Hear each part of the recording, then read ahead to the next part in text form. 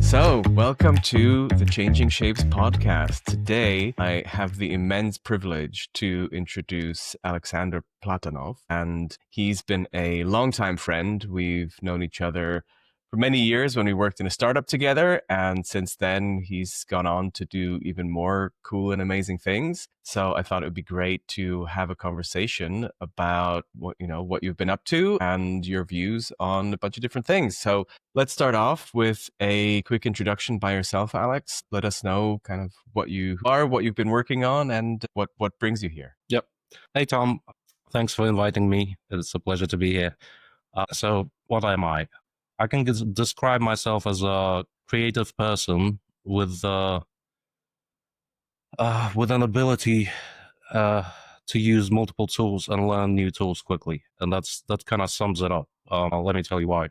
So, my kind of professional career started when I was studying architecture, and I think on the second year, I already started working in an architectural bureau. So I was studying half day, the other half was working there, and kind of quickly realized that architecture might not be my thing. So started doing some other jobs like graphic design, freelancing here and there.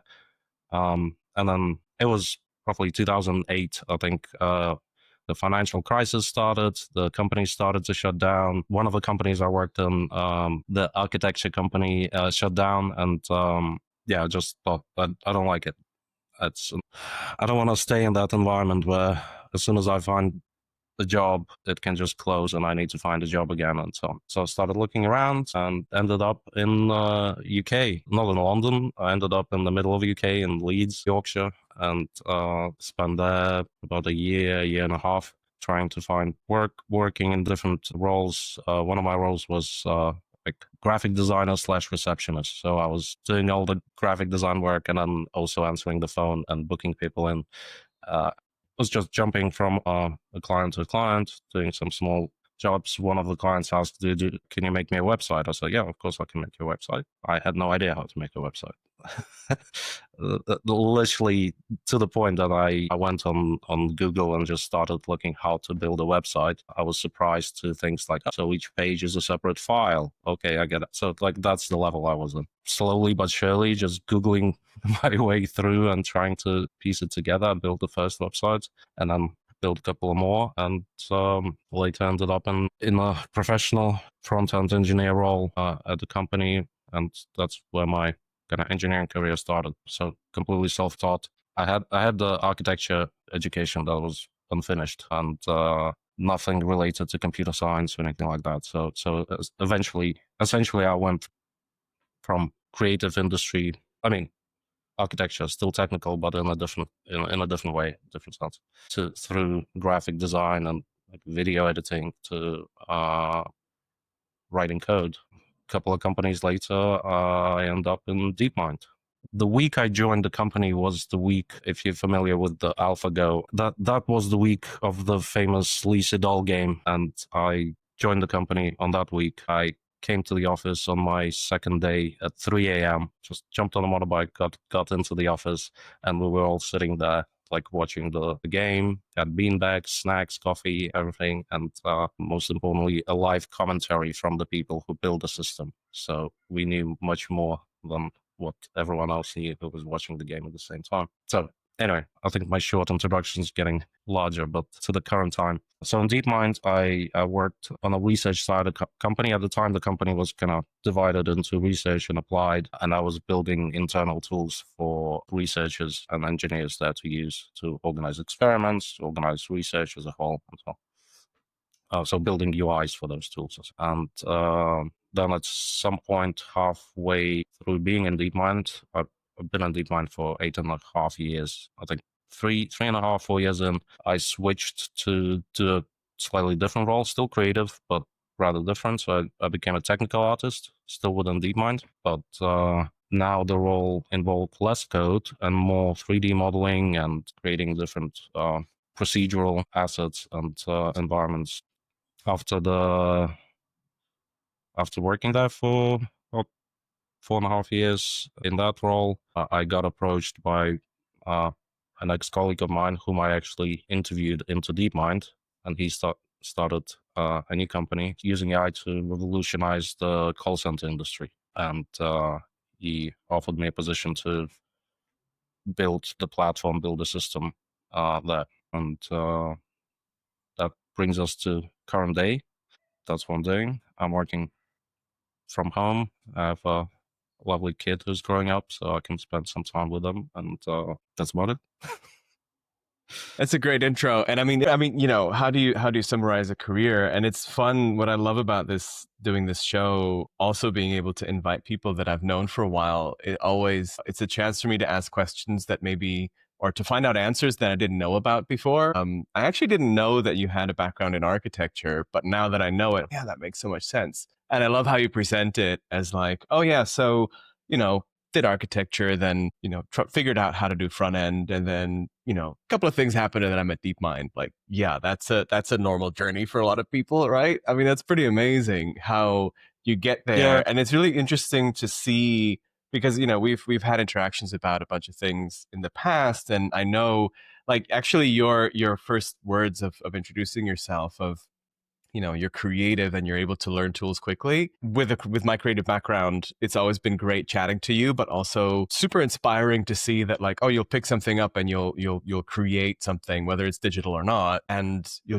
figure it out at a speed where it blows my mind how you figure those things out. And that I feel that having for this show, having done a bit more research about your journey and what you've been working on, I see those parallels of how you're always in positions where you're at some sort of a cutting edge of figuring things out, and then you create something new and innovative out of that. And that really is the definition of innovation. And I wonder, do you yourself look back at your background with architecture? Because architecture is in itself as well that intersection of technology and creativity where it's both highly technical. It has to be technical, otherwise people's houses will fall on their heads, which we don't want. But it also has to be creative because you need to feel something when you come into a space. But there's parallels with that, and I know, funnily enough, I know quite a few people who have a background in architecture who've then gone into the tech space, the tech industry, and they have a certain way of thinking about things, which it brings those two together.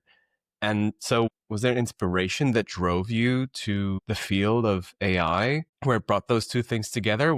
Being there at the AlphaGo moment is amazing. We're still talking about that pivotal moment today, and you hear it on podcasts all the time, how that is such a core moment. But were there other moments that sort of drew you to that or that kind of led that path, or was there a specific mentor that led you to that position? um, I have to admit, I wasn't that much interested in AI before I applied and before I started researching the position.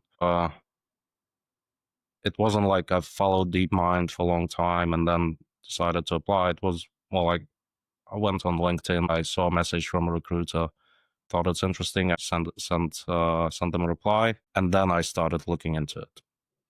And in terms of like being driven to it or some fascination about it, I would say if you ask me, like, I'd say 15 years ago, like what's the new thing that's coming? What's gonna be, something that's gonna revolutionize our lives or change something? And it felt like there's nothing there. There's nothing on the horizon. Everything is kind of almost discovered. And to untrained eye, obviously, if you would be following some scientific publications closely, you would see that nothing is standing still. We're still in progress, but there was nothing that stood out as like one big thing, like a wheel of fire, something that you can really focus on and pay attention to. And then when AI started slowly emerging, and it wasn't the first emergence of AI, like it kind of comes and goes in waves, but this time it was slightly different because we actually had the compute power and we had the resources to do those computations. Like many algorithms are not new; they weren't powerful enough machines to run them efficiently to actually get something out, right?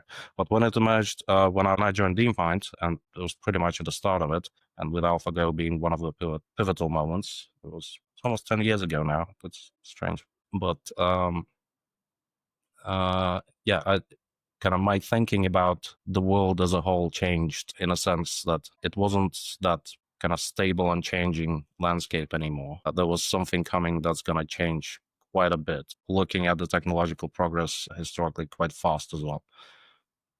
And so many thoughts went through my head when I realized where this is going, and from worrying to being very excited to maybe worrying again, and so on. But it felt better than not seeing anything on the horizon. I felt it's the right time to get into and start understanding how it all works and what the potential implications. Yeah. I mean, it's interesting you mentioned the time when you started because I remember you were telling me about it and I'm like, oh, okay, DeepMind, sounds like a cool thing that is being done and cool. And then all of a sudden it was in the news. I'm like, wait a minute, that's where you said you're working. And then everybody knew about it, right? So so similarly to you before that, and it feels weird today because, with these tools that we're using on a daily basis, how did we ever not know that they're coming? But how, even as people who were in the industry, it's like, it's this thing and it's a bit niche, but it's, there's lots of stuff happening, but real world implications, don't know. And even after AlphaGo, it wasn't necessarily clear how this will become something that everybody's using. It was like this tool that you might use it in research and science, and then it very quickly moved into the consumer space. And what I think is interesting and has been interesting talking to you about has been that sort of peek behind the curtains of, well, what's going on there? Like, what are you doing? How are these things being made? And, I've always found that fascinating that you've been doing things where it's such a creative, cool way how to approach a problem. So maybe if you'd like to just quickly talk us through what either a typical project, what that would look like as the work that you're doing. Because also when you told me that as from a front end perspective that you're going to be working on AI, I'm like, why does AI need front end developers? I mean, when you told me that, I was like, I mean, good for you and great career move, but what are you going to do? Will you be making the websites where there's an article published about it? Like, hugely oversimplify. I couldn't imagine the work that you're doing. And then when you told me about it, I realized this is so much deeper than anything I could have thought of because, and I think a lot of people would see it as like, okay, there's this black box, something's happening in there and we don't know what's coming out. Why would you need a front end developer for it? No, it's funny you mentioned that, like, you didn't know what can be done there for front end, because when I joined, and as I mentioned, I joined the research side of DeepMind, and I was the only creative person on the whole half of the company. So they didn't know what a person with my skills can actually do as well. So it goes back to the learning new tools, new skills, and in general, putting yourself in a situation where you're less comfortable, but you can learn that way and you can grow. So don't get me wrong. I really value, I think front end work is one of the most important parts because it's the bit where the humans interact with the tool. But where does a machine need a front end developer? That was the bit where, because it's so inherently human facing, and that's why I love it. But I couldn't quite figure that leap out. Yeah. So when I joined, I didn't join to build UIs, user interfaces for the machine necessarily. It was more to build user interfaces for people building the machine. Mm-hmm. I don't like the term machine when we call it. Sounds too terminatory. Yeah, when I joined, I cannot say it was unorganized, but it wasn't well organized in a sense. Like, the company started growing at that point, and we needed more structured organization for everything, starting from managing the experiments, AI training, and making sure that all the right resources are allocated to the right efforts, and just on a personal researcher level, just seeing what experiments you have run, being able to analyze the data and address any issues, stop, start, pause the experiment, and yeah. So, like, my task was to build the tool, or the front end of the tool. I didn't work alone. I worked with a backend engineer to build a system that would allow for all those things to happen. So for the researchers to organize their own experiments, for the management to see overall like progress and utilization and so on. And then later, some other tools that I worked on and built was organizing the organization as a whole. So for the DeepMind to be organized, to have like OKRs or efforts that well connected and displayed nicely. So worked on those kind of things. I got close to building something for the AI, which was visualizing the experiment. So created a tool that would allow you to put different graphs, resize it, create a dashboard for trying to understand what's happening in that black box. At the time, looking into black box wasn't that easy as it is now for many models. But there's still people, they're still trying to organize their stuff, they're still trying to build things, and if you provide them with the right tools, they can do that faster and more efficiently. When I moved to the second part of my career as a technical artist, that's where I started building things more for AI, which meant like as a technical artist, there's a role usually in gaming industry. So like console games, whichever games you can think of, there's going to be a technical artist. And we were building games, but we were building games that not humans, but rather AI agents were playing to train. And that's where still creative, but like maybe different skills I acquired over the years showed up. Which project would it have been that you worked on heavily, where you were creating these spaces, or these where you were the technical artist? There are a few papers that they released as well with those environments, but it was mainly essentially building a 3D world with some avatar that the agent can embody and giving it different tasks that, you know, if it's a reinforcement learning, then just like reward, punishment based on the actions they do, and then train them in those simulated worlds. There were single player games where the agent just has a task, they need to do it. There were also multiplayer kind of cooperation scenarios where the agents had to work together in order to achieve the tasks, to achieve the goal. And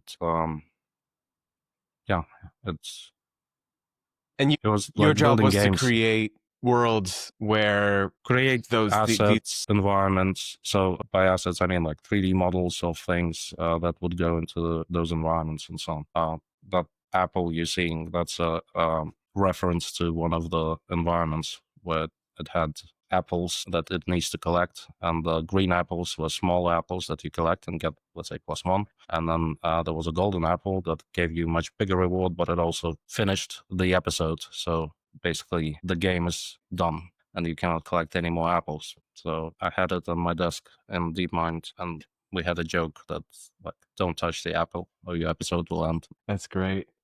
And so, did the AI behave in surprising ways when you saw it Lots. moving around in these spaces? I'm gonna try to think of a specific case, but like in many times, AI try to optimize to get the, let's say, the apple in this case, right? But it was like, as any video game, what we built also had bugs. So the bugs that, let's say, a human tester goes through the game, cannot find it, everything's fine, check, send it for training. And then during training, the agent finds that bug and then just uses that bug to get to the apple. Like whether it's just climbing somewhere where they're not supposed to and there's no collision there and they can go through, or just jumping a long way instead of going through the maze. There were lots of situations like that. So it was fascinating to see what an average person would assume the most robust level that you cannot break. Nothing you can do there. The agent would find some physics engine exploit to just like shoot an object somewhere to hit the apple and so on. It was interesting. So, but then from your perspective, what was the significance of building these tools and having these AI agents run around in simulated worlds? Well, DeepMind has a robot lab as well for running agents on a physical, like let's say robot arms to try to stack Legos and whatnot, and way more now.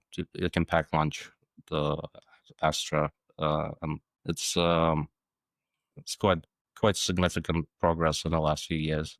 So robots as well that are training to actually work in a real world, but in a simulated environment, you can do the same training in much shorter period of time. You can just speed it up.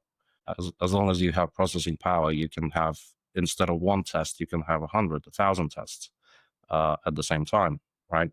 So the point of doing those simulations and letting agents play games would be to train them, to kind of refine the model, find the flaws in it, and so on. And you can do it in a fast pace because it's simulated. And it it doesn't need to be refining the motor skills or anything like that. It could be just logical thinking. It could be a narrow AI trained on a specific task, and you just want to refine and update the weights and make sure that the model is robust. And if you're running it on a real robot, it's going to take much longer than if you run it in a simulation. And for my job as a technical artist at the time, it was also important to make it look good, essentially, because it's not just the AI that's going to be using it. There's also going to be people that's going to be looking at it, let's say in a paper publication or in some presentation somewhere and so on. And when I say make it look good, I don't just mean pretty. I mean like usable, recognizable, so that a person at a glance can understand what's happening there as well, not just AI. So it was kind of double the work. You build it for AI, but also for the humans in this case. And different things matter And for those two do you audiences. think the AI appreciated it, that it looked better? Do you think it has like an actual benefit for AI then moving from the simulation to the real world if it actually looks recognizable too? I think, yeah, like transfer from sim to real is definitely a thing that it would help if it's more realistic. But also, like AI would care about things like the size of the object, how much it, let's say, how fuzzy the boundary of the object is. The less fuzzy, the easier to recognize, and so on. And it might, again, depending on what's like, not to just narrow it down to one example, because like one AI can be trained in a environment where the inputs it's getting is just, let's say, lidar data, so no colors, no nothing, right? You can make the whole environment just gray, and the AI will perform exactly the same because it's not actually getting the pixel data. It's only getting the lidar data from the gray, so like how far things are, how far each point is from the sensor, from the camera. And in that case, you still end up creating something nice and colorful just for the human observer, so that, you know, they be able to recognize the shapes better and be able to see what's going on. Because if it would be just all gray, it would not harm AI. AI will get data from a different source, but it will harm the kind of perception of that environment when it's demonstrated to humans. And therefore, yeah. But as you said, if AI sees the simulated environment that's much closer resembling the real world, then transferring to the real world makes it is easier. Sure. Well, and humans are still part of it, so it's good that there Yep. still is the ability to also see it and recognize it that way. So having built these virtual worlds for AI, how close do you think we are in terms of AI moving out of the simulation into the real world? Or maybe we're already doing that. So how, like, where are we in that process? And what hurdles do you think still remain in bridging that sim to real gap in some way that, you know, we with the same way we you know, GPT burst into the public realm and now everybody knows about it and uses it? What hurdles do you think still remain before that happens and we're seeing these tools walking around outside? Well, first of all, let me say that it's not my area of expertise, so I'm just giving you my personal opinion. It's not really bound to anything, but I don't think there are many hurdles as such. It's more of a question of time now. Because at least on my newsfeed, quite often I get like an article about this new robot's being built in China that does this. This one prepares coffee. This one folds your clothes, and so on. So it's pretty much at the doorstep of it becoming just mainstream technology that you can just buy off the shelf, bring it into your home, and it's gonna do your laundry. Yeah, it's like in terms of when AI is gonna enter our lives, it already did many years ago. The question is, what is the level of that AI that's entering our lives? And when it, you know, becomes to AGI, ASI, like general intelligence, super intelligence levels, all predictions go out of the window, really. It's just going to be smarter than us, not such a significant level that it's hard to make predictions. You know, going back to a previous discussion about like 10, 15, let's say years ago, I would say that the world was quite mundane, and I would imagine 10 years in the future, it will be pretty much similar. Now, I cannot even imagine 10 years into the futures. Right? I mean, you're also a father, so I think as a parent, you look at the future in a different way than before. Yeah, definitely. How do you feel about the future? Are you excited? Are you worried? I mean, there's part of me when I hear you talk about it and hear how the simulated agents figure out the bug that's there that they can then use to their advantage that a human player wouldn't. I can see how, releasing them into the world, it's, the real world doesn't have bugs, but they'll look at the world with their own physical abilities and won't be necessarily limited to ours, and they'll be different to us. So they'll figure out different ways how to do things that we can't do. So that is both exciting because, like you said, if I can get a machine to sort out laundry and mopping the floor and my paperwork, that's pretty cool because it frees up things that I personally don't love doing so much. And if they can do it in a way that I judge better, cool. But at the same time, it is, we've watched enough of the movies where that also can sound terrifying. So obviously, I'm not asking you for, I don't know if anybody knows the answer to this, but how do you feel about it? And I personally, I go from like, I'm literally on a pendulum. So there's moments when I'm super excited and there's moments where I have utter dread,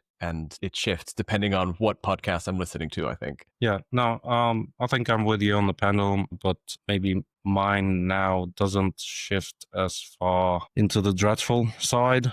It's a bit unbalanced. But it's yeah, let me think about it. Like as a parent, don't think I can predict what world my kid is gonna live in, but I can try to prepare them as much as I can. So try to give them all the needed skills, and one of the most important skills would be to love learning. And just something I had to develop over the years, pretty much after moving to UK already, was like that strive to learn new things. Because in my time, the education system was more like you have to. You have to learn this. You have to recite this. You have to. There's no kind of like carrot and a stick. There was no carrot. There was just a stick. Only over the years I got to the point where I actually enjoying learning new things, and that's something I want to give to my kids straight away. So like, if they're excited about something, I want them to try it. I want them to experience it, and so on. I don't know. It all boils down to I don't know what's gonna happen and what the world is gonna look like. I hope we learn something from this and how that went wrong, and how many people are just constantly sitting in like endless scroll, and it's not really helping neither individuals or humanity as a whole on many levels. On many levels, it does, and it had a lot of promise, like AI has right now. So I hope that like corporations and people building those tools can do a better job this time than with the iPhones and other smartphones. But yeah, it's interesting. I'm hopeful that we can leverage it as a tool and as a very useful and very powerful tool. At some point, if it goes further, then I don't know if it's a question of us leveraging anything. It might just uh not what we wanted to do and want to do something on its own, like explore the universe or whatever. It's hard to imagine what kind of world it's going to be when something like super intelligence arrives, and what like we can speculate on both sides, good and bad, but I'm just firmly staying in the middle, and like I'm gonna see where it goes. And it's going because nobody's going to stop it. So it's no real point of talking about should it or shouldn't it. It's just about maybe seeing if we can, I don't know if you can probably influence it more than me. And I don't know if you're in the best position. I think there's also policies that we can demand our governments to pursue to make sure that whatever comes about has some kind of guardrails. But you would agree it is coming. This is the thing that is in our future, and we should talk about it, but we can't really say should or shouldn't it happen because it's happening. It's happening. Yeah, it's happening. And on a personal level, less on a society as a whole, because it's maybe easier to imagine things at a smaller scale. I tend to, at least the current state of AI and current LLM models, tend to see them as very powerful tools that I can use, and that increases my productivity at work. At some point, I see the model that is helping me right now to, let's say, write code is going to be able to essentially do all that on its own. You just give it one instruction and it's going to do everything. Right now, it needs a lot of hand holding and guidance, but I mean, it's moving very fast, so it's gonna with every new iteration, it's going to improve massively. So, yeah, even, not to talk about my kids' future, even I don't know if in 10 years I'm going to be doing what I'm doing now. Likely answer is no, because what I'm doing now will be able to be outsourced to LLM. And that means I will have to pivot and find another niche and where I can actually be useful. But, you know, it's better than staying in one place and stagnating it. Like, yeah, it kind of forces you a little bit to move and figure out what else you can be good at. But yeah, as it stands now, it's a very powerful helper tool to get closer to that point where it's going to become a replacement in a sense of the current skills, not like a replacement of a specific job or specific person. It's a replacement of a specific skill that the person is doing right now. It's interesting you say skills, and I think your point about the ability of loving learning and figuring out new things. I mean, I think your journey is super inspiring for me as well as looking into the future. And I think that's one of the reasons why I resonate, because I've been on a different path, but similar journey in terms of needing to shift and learn and change as things go. And I love it. I find it really fun. But I always like to go back to the meaning of tools in culture. I've always been fascinated about the influence of tools in culture. And with the emergence of tools kind of creeping into the creative industries of, what video creation can do and what writing can be produced. There's an element on the one hand where it's fascinating and it can speed certain things up a lot and produce creative work really quickly. There's an element of fear there as well. But there's also an element of, like we said, it is coming and we have to deal with it. But I wonder, and we touched upon this in a separate chat, of can AI really replicate culture? And by that, I mean, even if you can recreate a painting, a photograph, or a film, if the AI can recreate that, does it inherently know the lived experience of the cultural context of why something was made? And how does that change what is being produced? And is it so? And I think there's a lot of discussion and wonder around authenticity and human touch. And it's always been there, when it comes to the conversation between production and art and what we admire in terms of creation. That conversation's always been there, but now it is being produced by an AI, what some people would call a machine rather than a human, so machines versus humans. And therefore, people feel that certain AI produced things lack heart and that they don't have that cultural reference. So I wonder, where will AI sit? And I also think about it from the perspective of, having worked in the art sector. When it comes to collectible work or work that's displayed in museums, there's still a much stronger emphasis on sculpture and painting and a higher value, just pure monetary value and interest in those areas than in what was my background, photography and film. Film as in the art space. Obviously, movies is a bit different, but the cultural connection to movies is different to, say, what we put into galleries. And I always felt that it was because of the supposed ease of how easy it is to create a photograph versus the inefficient production through a painting. And if you're already putting in that effort and the inefficiency of producing a painting, you're going to imbue it with this cultural experience. And so as somebody who enables AI to do complex tasks, and as you seeing that it's more and more able to do these, do you feel there are aspects of human creativity that AI can't and won't be able to replicate? Or do you think it's just a matter of time from your perspective? Because you, like you said yourself, you're using it as a enabler for you to create new things in a different way. Yep.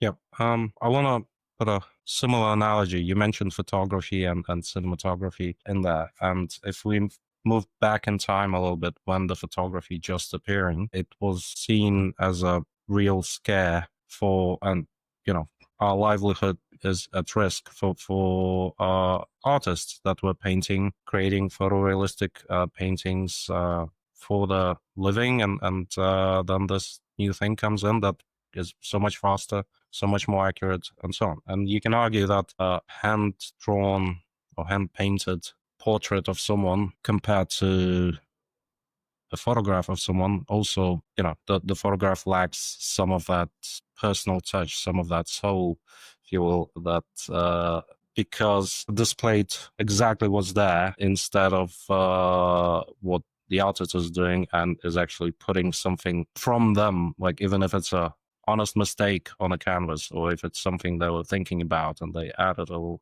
flower here and there. Like, it's missing that. It's just like a scan of reality, if you will.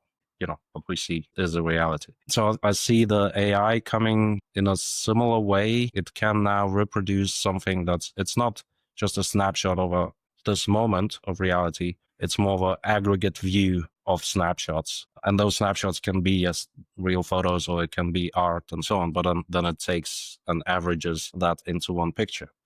Like, it could be just a question of human perceived something in that piece of art, like whether the humans can perceive something, and if AI has enough data on the art that does trigger that emotional response, it would produce something that would trigger that emotional response without understanding what triggers it and so on. It just purely aggregating the data, bridging it out, spitting something that's similar to all those other examples that it's seen on the training data. So because it's, I don't want to say unmeasurable, maybe we'll come up to some way of measuring it, but it is rather difficult to measure feature of an art piece that, like, does it have that soul? And because it's hard to measure, it's hard to say, does the AI capable of producing it or not? Maybe it's already producing it for some people, because it's also subjective in many sense. It relies on your own personal experience, your own lived experience, and what you've been told to. And yeah, because of that, I think we're not far off from it producing something that you wouldn't be able to say that it's not produced by human. Like, Does that it's change our probably relationship? Sorry. yeah. Does that change our relationship to AI if it can produce something? And I've found a whenever I go to London, I go to see the Rothkos in Tate Modern, because going into that space gives me it might be cliched, but it gives me a spiritual experience of inner peace. And there are songs that I have to play them and they make me cry. And there are movies that I see that are guaranteed to lift my spirits. And that's a relationship that is carried through this medium from another person. If AI can do that, do we then build different relationships with AI if it can really touch us in the same way? So the question is whether it's been produced by AI or not as well. No, if I know that it's been created by AI, but it still touches me in the same way. I don't know if with our current understanding and our current relationship with AI, I don't think you can be touched the same way when it's been done by AI. Okay. And the reason being, if it's been done by a human, whether it's a song or whether it's a beautiful art piece, you can sort of emphasize and put yourself in that human's shoes when you're listening to it, or to a certain extent, you can feel what that human was feeling when they were creating that art. If it's done by AI, there's no human, or not a single one human you can emphasize with. You cannot empathize with the thousands of people whose aggregate data was funneled to you to produce that art piece, right? So that means, that's why I said, like, it's important if you know.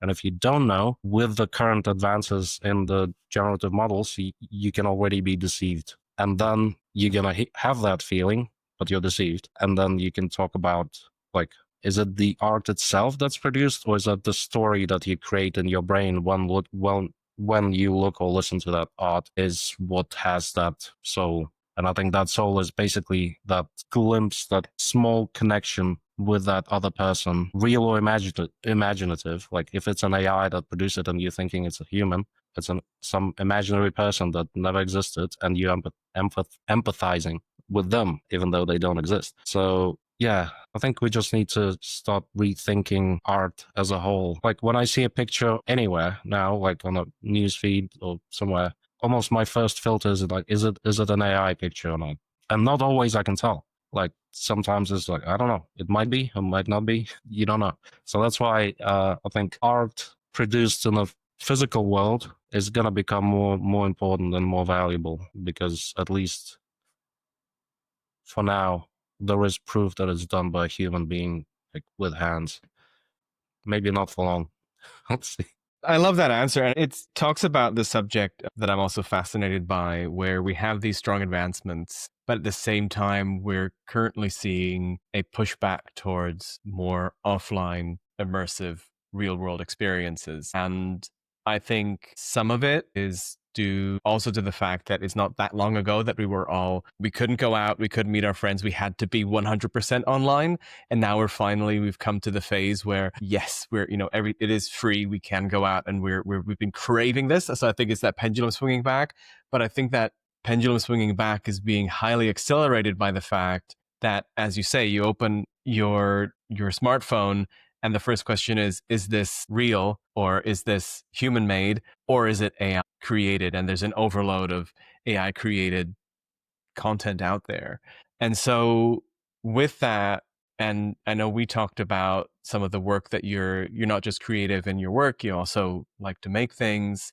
As that's changing, what do you personally find yourself valuing in offline activities more as we're moving in this space, as culture is moving more offline? Well, for me, offline activities are mostly offline activities with my kid right now. So that can involve anything like playing a game, drawing, reading a book, and that kind of stuff. But in the sense of making something, creating something, to tend to wood carvings here that I was doing in my spare time. Was a dinosaur. You've seen this one.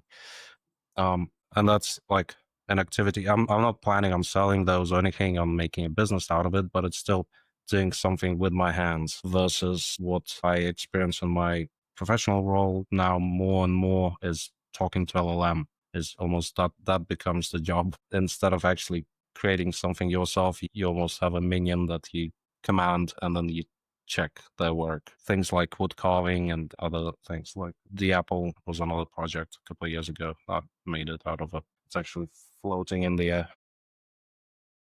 I didn't realize you made that yourself, actually. That's great. Yeah, it was. You can buy like levitating flower pots, and then I basically build an apple around the flower pot, so keeping the magnets, so the levitation bit is covered, and then yeah, just completely useless art project, but it keeps the kind of creativity flowing in a sense. If you don't do anything, then it's harder to start creating when you have longer pauses. And I had longer pauses when my kid was born, but there was no time to do anything, and that's why wood carving helps to just do it at a small intervals at a time. So you have 10 minutes, you go carve something. Like that's gonna Like be a really duck. great. I see you made some progress on that one. Nice. A little bit, yeah. And then that's for personal, just feeling that I'm creating something. But on a more kind of market level as well, I think things that are created by hand are gonna become way more valuable and valued. Which, I resonate with that too. I mean, when I see your work, it's just, I'm instantly in love with it because I know you and I know what you make and I know we have a connection. And if it could be the same object, if it was mass produced in a factory somewhere, it's like, okay, it's okay. But, even if it's exactly the same as yours, it won't have your hand on it. I won't know that your hand held it and that you spent the time to create it, and it won't carry the same meaning.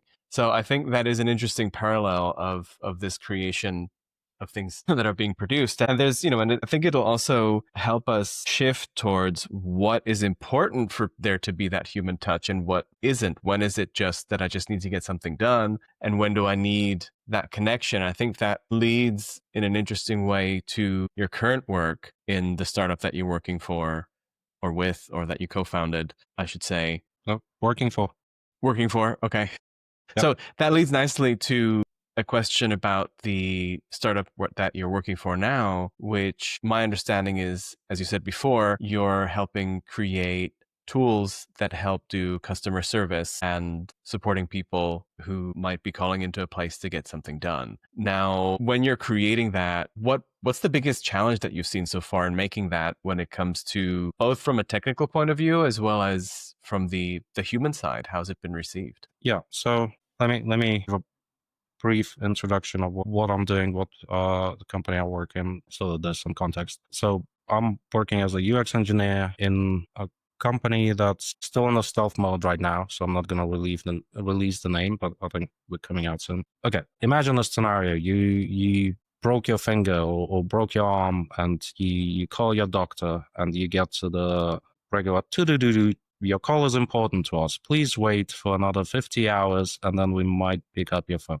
Right? Many people experience that situation. It doesn't need to be a broken arm. It can be, wrong name on your bill, but still you're sitting there for hours at a time, sometimes just trying to get to someone to do one small fix, one small change, or get reminded about the appointment that you forgot to write down the date of.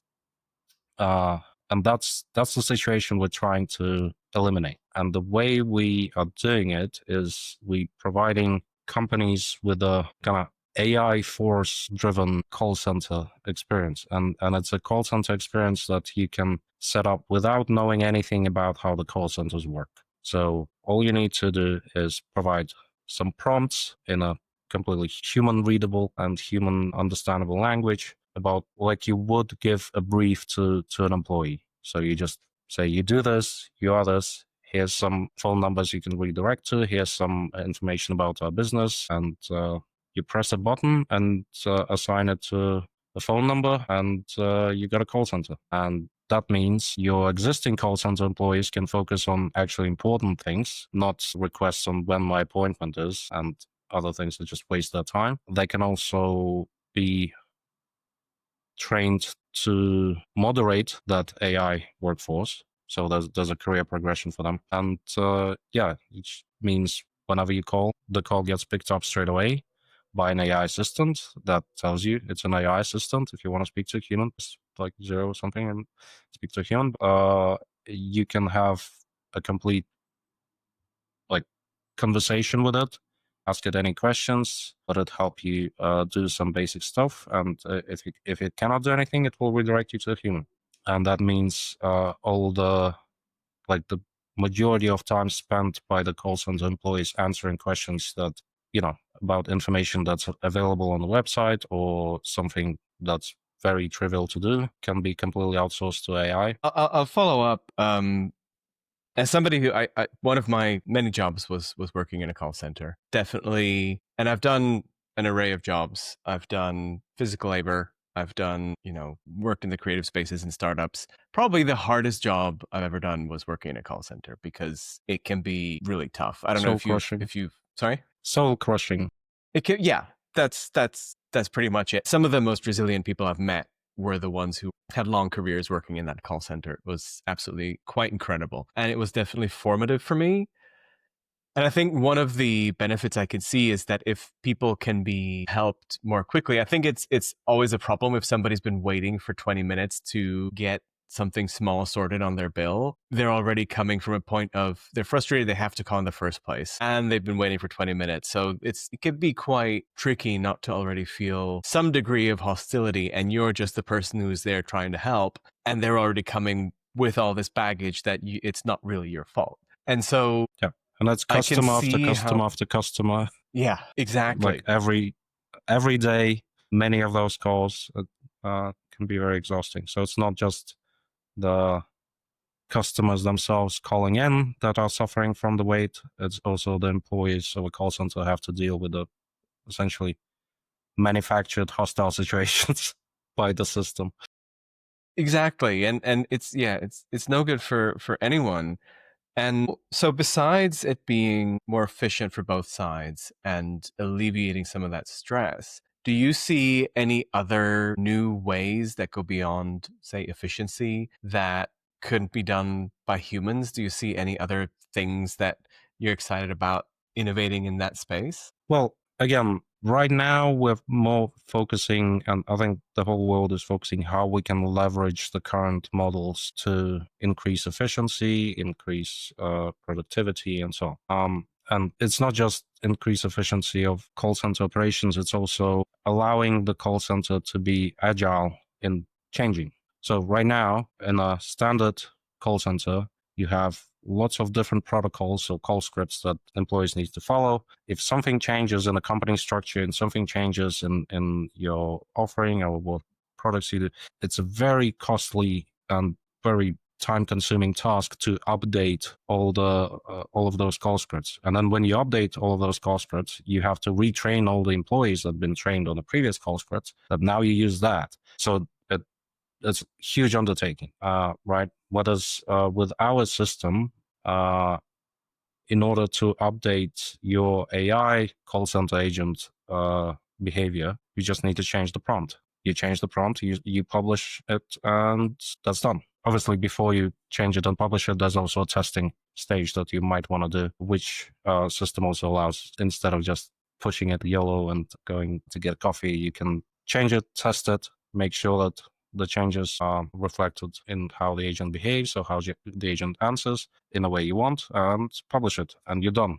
It's now becoming very easy to change how your call center operates with just one click, rather than changing a lot of, like, printing out, because most of them are printed out as well, the call scripts, all of those call scripts, retraining employees, changing all the, like, possibly underlying systems to work with this new way of, like, it is beyond what you can do without that system right now. Which is no small thing, because it's not only changing the efficiency of what happens on the call, it's the change of the efficiency of how these calls are conducted, which, since then you can make these changes more rapidly, you can iterate more quickly, and therefore you can be more experimental, right? So you can actually test things with these agents more quickly to see how should we be moving to change. And so that has both implications from a customer success perspective, but that can also mean that you can get brand involved and do brand experiments, and you can start to really have this sort of lively experimentative space and make adjustments in different ways that then can trickle down and inspire the human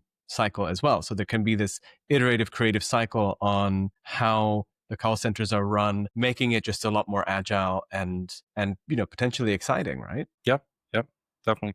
And it's not, we're not just talking about one agent that we modify or anything. It's the system itself. The code is built with the help of agents that help generate the code. Then within the platform, you have an agent that can help you generate the prompt for another agent. So it's agents all the way down. It's and that like specialized in different things, but yeah, it's quite interesting setup already. So Alex, so you're creative, you produce, you're an innovator, and you're literally building the tools that could change how we create, how we interact with each other, with AIs. How do you ensure a values-driven approach? And so, DeepMind emphasized benefiting humanity, and in this podcast, we talk about thoughtful innovation. So how do you personally decide which projects to pursue, which to avoid, and how to bring in your set of values into these projects? Yeah, I'm gonna take a little detour just to explain what my sets of values are. When I joined DeepMind, and that was 2016, it was a small company, I think like 150 to 100 people, maybe less than it. When I joined, I didn't join it because it was like a good career choice in terms of like career progression or a lot of money, anything like that. I joined it because on the, at the time, kind of stealthy website, they had their mission quite clear to like solve intelligence. And I'm probably gonna screw it up, the quote, but solve intelligence and then use that to solve everything else. And kind of vague mission, but rather powerful in a sense that it focused on the fundamental thing that will help, fix all the humanity's and the world's problems in a easy way. And then not in an easy way, in a realistic way. Like, actually, even at the time, it felt like this will allow us to focus on things that right now we think just impossible to do. And then over the years, it was proven that, with the AlphaFold, with advances like mathematics and in material design and all that. So like that tool that had just the promise at the time is actually delivering now. I guess when I was leaving DeepMind, the company was still striving to do that, but it grew a lot and it became, well, part of Google, I guess, and became a big corporation. So that initial drive got a bit like feathered out. So you can see the whole company moving in the same direction. Instead, it was more spreading into all different directions with the kind of unifying vector that helped it steer. But still, for me, it meant I ended up working on many projects that I didn't feel any emotional attachment to, or any kind of, I felt like, okay, I'm making this thing prettier, but nobody's really going to benefit from it apart from people looking at it and saying it's pretty. It was a bit shallow kind of justification for continuing doing it. But because the company was big and there were lots of different projects, you cannot guarantee that you're always going to be on a moonshot project that is going to take the company forward. And then when Dominic, my ex-colleague, approached me, he explained the vision for the company much better than I'm doing. Like, maybe I can get him to come to your podcast. He'll do it much better. But when he approached me and he detailed his company vision, like explained what he wants to do, I realized that, okay, that's another one of those areas where my work will actually be impactful and helpful for many people. And it's not just going to be drawing a pretty picture for the sake of a pretty picture. So at the time, I was actually enjoying what I was doing in DeepMind. So it was a difficult decision as well to kind of go, okay, I should take that opportunity. I think I was doing procedural boulders and rocks. But again, on a scale of importance versus just fun, it wasn't as important work as it was more fun. So I chose more meaningful work. So yeah, like I think whenever I can, it's not always possible. I would choose to work on something that actually gonna bring value to someone, a group of people, whether it's customers or like in general. What kind of value is important? What kind of values? I mean, I'm working in the sphere of user experience. That means how people interact with the system, with the piece of software, which is also a bit of a curse. That means I notice all small, tiny little imperfections and things all the time. Just doesn't switch off. But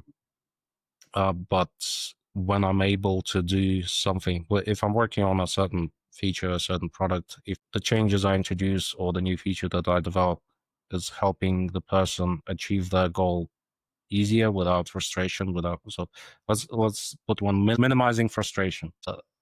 Other one would be actually on the other side of a spectrum, and that's creating joy and creating awe, if you will. And I'm not saying like everything I do does that, not even close, but I'm striving to, if I'm doing something, I want the people to look at it and actually feel a little bit happier after they've seen it or after they use it than they were before. However, it can be achieved. And just in general, I think we did good as a society of beings over a short period of time that was given us, like what, 3 million years, whatever.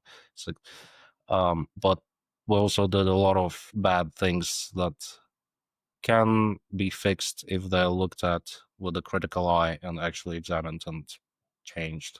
And it's a bit of a too grand of a statement for what I'm actually doing. I'm still changing colors of buttons on interfaces. That's as a overarching topic of things that I'm trying to do. I think it kind of works. I think you're highly understating what you're doing. And I think you're the piece that you fit within these companies that are changing how we engage with each other and with tools that we work with, bringing those values into the room and making that impact that you are is super important. And we need more people like you in these spaces who are being thoughtful about how these tools are being created and what they're being created for. So as a last question, for somebody who has these values and is eager to break into the AI sector today, what single piece of hard-earned advice would you give them how to both get the doors open, how to arrive, and also what to bring? Well, what to bring is easy. Bring your curiosity with you. That's something you should carry with you all the time. It is a rather difficult time to get into that sector right now because of all those tools. That what they're essentially doing in its current state is they're replacing the need for like a junior engineer on many tasks that you would need someone to come in and kind of do some mundane tasks while they're learning a system, while they become better and learning a good pattern, good practices, and other things. Now, many companies and many leaders will just, instead of going down that path, they will go and use an LLM, which in many cases, even right now, will do a better job than the intern or like a junior employee. So, like, what you need to do now to be competitive, I think, is to embrace those tools and actually show that you can use them and you can use them well, understanding what they're producing. And like the understanding what the LLM is producing is a very important bit as well, because like that still require base knowledge and base skills about like programming languages and how the different data structures are built and react, and how, just building up that base knowledge is still important. Because for the foreseeable future, even though it's improving very fast, the LLMs will make mistakes. And when they make a mistake, they're not always capable of fixing that mistake themselves. Especially if you're just using one model, it can loop and just go from one mistake to another and then return to the first one and then just never recover. So having understanding of what is being produced, if we're talking about specifically code generation, is still important. Curiosity, know your basics, so learn some of it. I'm lacking a lot of like base knowledge because of the way I got into the industry. It's like up to this day, I can learn some new term that like every front end or every UX engineer should know, and I just didn't.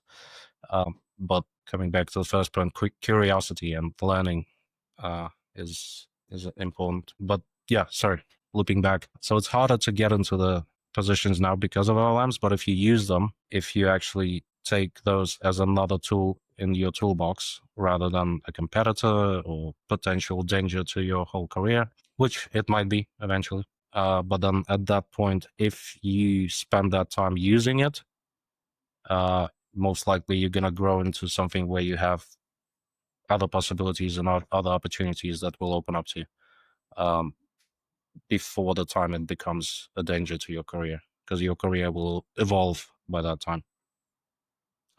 But yeah, what did I say? Curiosity, learn your basics, and then use LLMs, because as you said yourself, there's no point denying that it's already here. It's coming. It's not going to turn around and suddenly. If you're reluctant to use any LLMs just because, new tool, don't want to touch it, you're just going to be way behind the people that are using those. And it's going to come very fast. So now is the time to start looking into maybe using it for personal projects or something like that. Just getting used to it. I think that's really what strikes me about what you said. That's really makes me really hopeful, is that, you in your position of being in a startup that's creating these tools, as well as having been working at DeepMind for such a long time, you have been at the core of how the direction of where these tools are going, and you've been making a huge impact. But the fact that you say that you also might not have all the foundational knowledge, but you can still make that impact, I think is a really really positive message. Because sometimes, I can be listening to a podcast about people who come from the space, and I feel this sense of, well, it's happening to me. You don't feel like you're empowered to use it. And I like the exit of this chat we're having as well, but by using these tools and being curious and learning about how they work, are making an impact. Both you're becoming an active participant in how these tools are being introduced, as well as you are able to shape how they're fitting into the spaces where you're working in. So I think that's a really hopeful. And the other way ending to around, our chat. how you can fit into the potential space it creates in the near future. That's a good point. Just understanding, like that goes to the argument of AI is going to take jobs. AI is going to take some jobs. Most of those jobs are the jobs that humans don't really want to do if they're given a choice. And my hope is that instead of just taking those jobs, AI is going to transform the industry by creating more meaningful and impactful jobs for the people to actually be passionate about it rather than, 9 to 5 grind kind of situation. So I'm still hopeful. I think that's a great, hopeful space to end our chat today. Alex, Awesome. thank you so much. This was really inspiring, really fun, and really interesting. Thank you. Thanks, Tom.